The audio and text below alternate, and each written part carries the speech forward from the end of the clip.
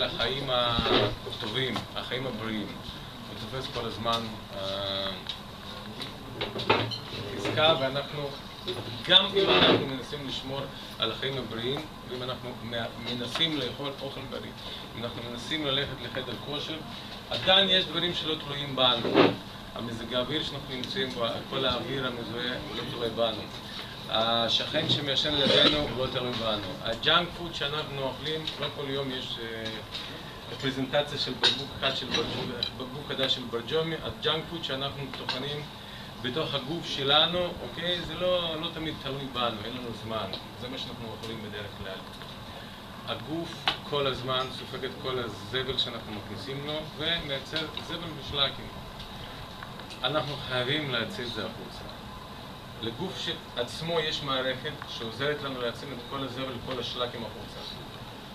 אבל לא הכל אפשר להציל. כל השלקים האלה הם נסברים בתוך התאים, בתוך שטחי התאים. לאט לאט הם עוברים לשומן, הם עוברים לשרירים, הם עוברים לבטן, והם נסברים יותר ויותר ויותר ויותר ויותר. כשאתם להרגיש עודף של שלקים מאוד קל.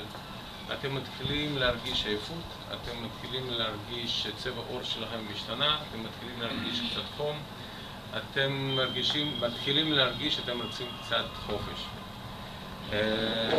מה עושים? לגוף יש מערכת שבעצם מאגנת על זה.